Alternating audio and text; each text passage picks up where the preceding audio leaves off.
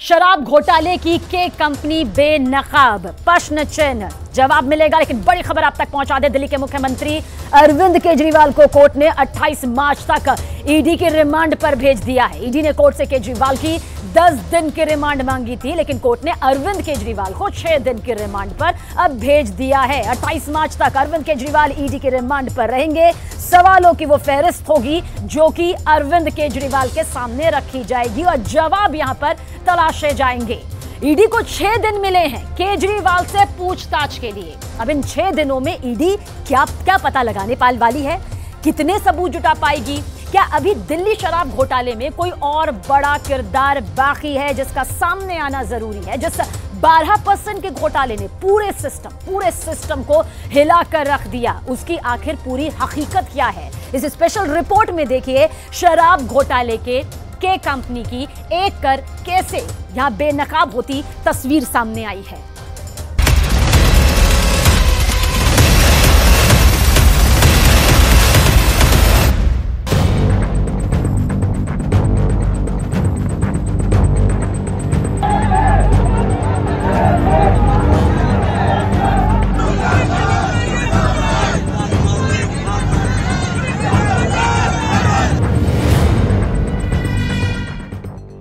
दिन भर चले हाई वोल्टेज ड्रामे का क्लाइमैक्स केजरीवाल की रिमांड पर जाकर खत्म हुआ। 6 दिन तक केजरीवाल ईडी के लॉकअप में रहेंगे। 28 मार्च की दोपहर पेशी होगी, लेकिन अगले 6 दिन के सियासी संग्राम का ट्रेलर आज ही रिलीज हो गया। आम आदमी की आतिशी वर्सेस बीजेपी की स्मृति ईरानी के इस वार पलटवार से 2 साल से ये जांच चल रही है, लेकिन 2 साल की जांच में 1 पैसा भी ना सीबीआई को मिला है ना ईडी को मिला है। लेकिन जैसे ही चुनाव की घोषणा होती है तो अरविंद केजरीवाल जी को गिरफ्तार कर लिया जाता है। क्यों? इसलिए किया जाता है क्योंकि प्रधानमंत्री नरेंद्र मोदी जी को पता है कि अगर कोई एक नेता उनको चैलेंज करने वाला है तो उस नेता का नाम अरविंद केजरीवाल है। सुचिता का हवाला देने वाला एक व्यक्ति किस प्रकार से प्रशासनिक तंत्र के माध्यम से भ्रष्टाचार को परिभाषित करेगा, उसका ब्यौरा मिला अरविंद केजरीवाल और उनके कृत्यों के माध्यम से। राउस एवेन्यू कोर्ट में केजरीवाल की एंट्री के साथ ही हलचल देखते ही बन रही थी, लेकिन केजरीवाल का अंदाज गौर करने लायक था। वही हुलिया, वही चाल, चेहरे पर शांति का भाव, लेकिन उस पर तैरती उदासी बहुत कुछ बयां कर रही थी। दिल्ली की राउस एवेन्यू कोर्ट में पेशी के दौरान केजरीवाल के साथ चल रहे लोग भी सतर्क होकर साथ चल रहे थे। केजरीवाल बस एकटक सीध में देखते रहे, चलते रहे। ये तेज तर्रार लीडर केजरीवाल की बिल्कुल अलग छवि दिख रही थी। क्या किसी ने कल्पना की थी कि केजरीवाल को ये दिन देखने पड़ेंगे? लेकिन यही तस्वीर आज का सच है। केजरीवाल पर कानूनी शिकंजा कस गया है। उनके कदम जेल की सलाखों की तरफ तेजी से खींचे जा रहे हैं। शायद इसलिए वो अब जीवन देश के नाम कर अपनी पार्टी का हौसला बढ़ा रहे हैं। मेरा जीवन देश के लिए समर्पित है और चाहे अंदर हो बाहर। कोर्ट में अपील और दलील की मझधार में उलझे मुख्यमंत्री अरविंद केजरीवाल का बहुत कुछ दांव पर लगा है। बहुत कुछ क्या, करीब करीब सब कुछ। इस हंगामे के बीच उनकी कट्टर ईमानदार नेता की छवि दांव पर है। इस प्रदर्शन के बीच मुख्यमंत्री की कुर्सी दांव पर है। केजरीवाल का क्रांतिकारी विचार दांव पर है। आम आदमी पार्टी का जनाधार दांव पर है। लेकिन ये नौबत आई क्यों? क्या है ये पूरा लिकर स्कैम? केजरीवाल की ईडी फाइल में क्या क्या है? तफसील से पूरे घोटाला केस को जानेंगे, लेकिन पहले देखिए आज अदालत में एक मुख्यमंत्री को कैसे कैसे आरोपों की बौछार झेलनी पड़ी। ईडी शराब घोटाले के मुख्य साजिशकर्ता हैं केजरीवाल। ईडी शराब नीति बनाने में केजरीवाल की सीधी भूमिका है। ईडी गोवा चुनाव में घोटाले के पैसों का इस्तेमाल हुआ था।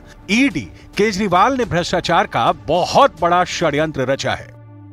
आम आदमी पार्टी ईडी के तमाम आरोपों को फिक्शन बता रही है, तो बीजेपी केजरीवाल को करप्शन किंग का तमगा देने में पीछे नहीं। दिल्ली के मुख्यमंत्री अरविंद केजरीवाल को 9 बार जांच एजेंसियों ने नोटिस दिया, समन दिए। वो बार बार अपने आप को कानून से ऊपर समझते रहे। उनका अहंकार उनके भ्रष्टाचार से भी ज्यादा बड़ा था।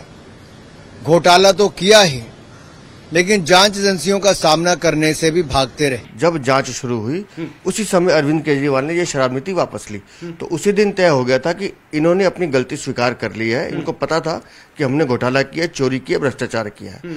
और जब जैसे जैसे जांच आगे बढ़ी, इनके उप मुख्यमंत्री आज 14 महीने से जेल में बंद है, करा लेते ना जमानत।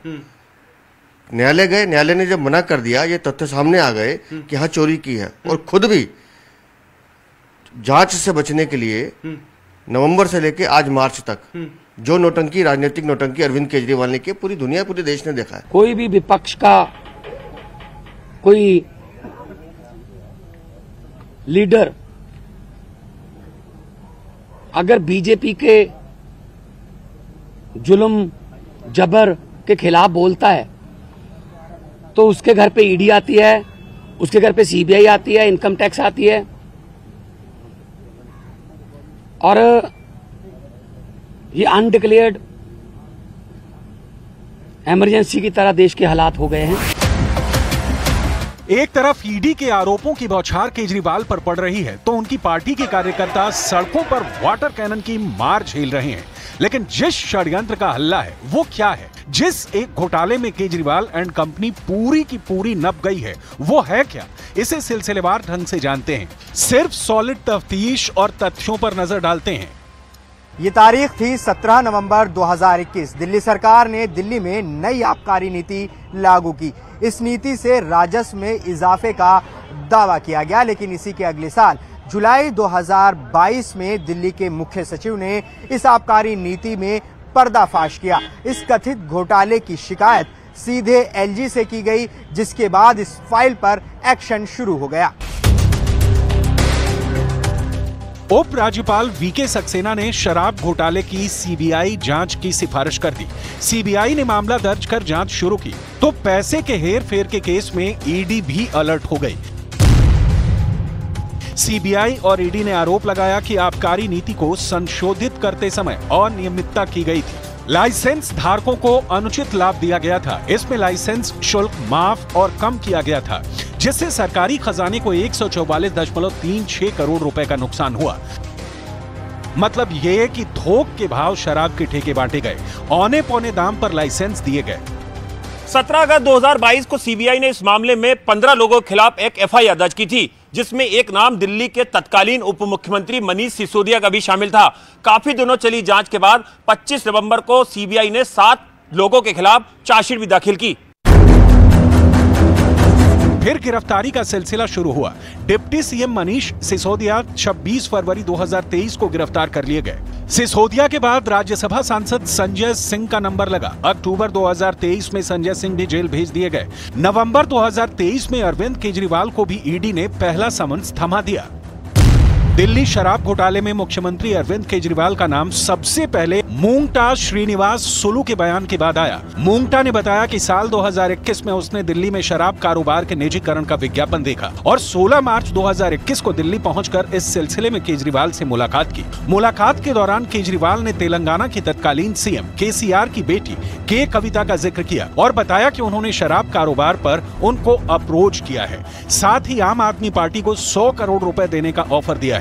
केजरीवाल के इस संबंध में मूंगटा को के कविता से बात करने को कहा, जिसके बाद दोनों के बीच एग्रीमेंट भी हो गया। समझौता होने पर मूंगटा के बेटे ने साउथ लॉबी को 25 करोड़ रुपए कैश दिए। ईडी की शुरुआती जांच और आरोपियों से पूछताछ जैसे जैसे आगे बढ़ी, ईडी के हाथ दिल्ली के मुख्यमंत्री तक पहुंचने लगे। शराब घोटाले में दिल्ली के मुख्यमंत्री को गिरफ्तार करने से पहले ईडी पुख्ता सबूत जुटाना चाहती थी। इसके लिए के फैक्टर पर फोकस किया गया और जैसे ही ईडी को लगा कि उसके पास पुख्ता सबूत हैं, दिल्ली से लेकर दक्षिण तक फैले इस शराब के घोटाले में उसने दिल्ली के मुख्यमंत्री अरविंद केजरीवाल को गिरफ्तार कर लिया।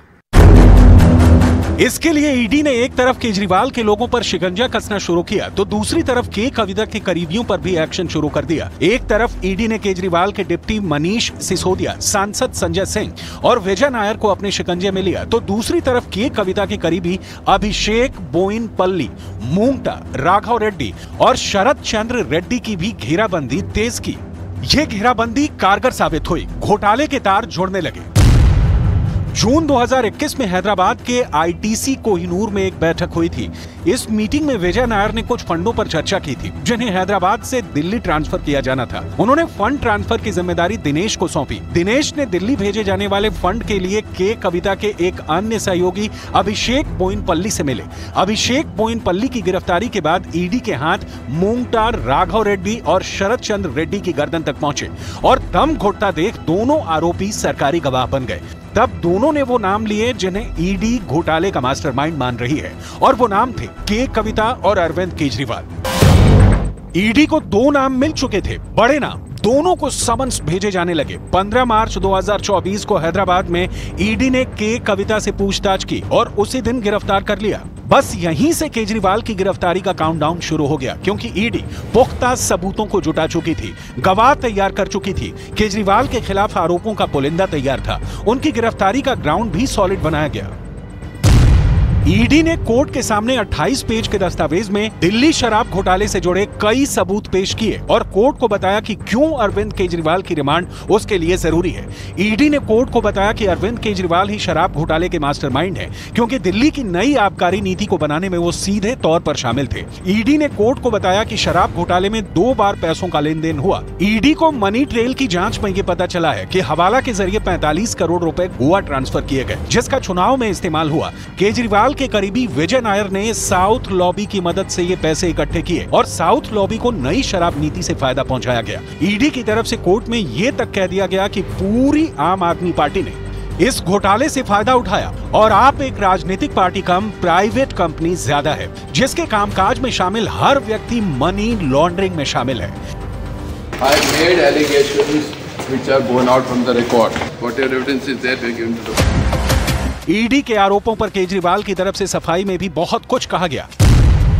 केजरीवाल के वकील ने कोर्ट में दलील पेश करते हुए गिरफ्तारी को गलत बताया। अभिषेक मनु सिंघवी ने कहा कि गिरफ्तारी की जरूरत नहीं थी, चुनाव को देखते हुए अरविंद केजरीवाल की गिरफ्तारी हुई है। उन्होंने कहा कि ईडी सिर्फ 3-4 नामों को दोहरा रही है। गंभीर और व्यापक मुद्दा है। ये सिर्फ एक व्यक्ति या व्यक्ति विशेष या पार्टी विशेष का मुद्दा नहीं है। ये मुद्दा व्यापक इसलिए है क्योंकि ये सीधा संबंध रखता है भारत के संविधान के मूल ढांचे से, जिसको आप बेसिक स्ट्रक्चर कहते हैं। हालांकि अदालत ने केजरीवाल को 6 दिन की रिमांड पर भेजकर शराब घोटाले की टाइमलाइन खींच दी है।